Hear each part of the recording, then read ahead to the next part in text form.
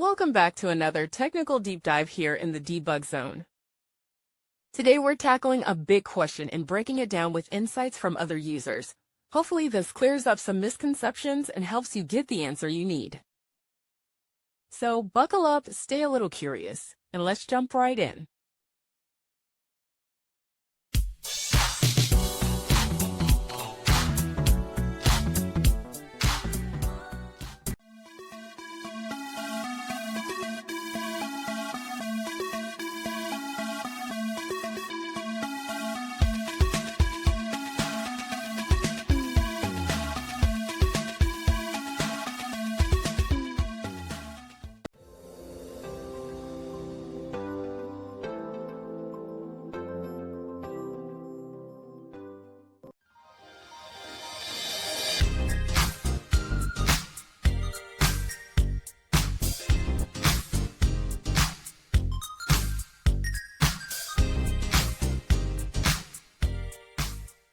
And that's a wrap.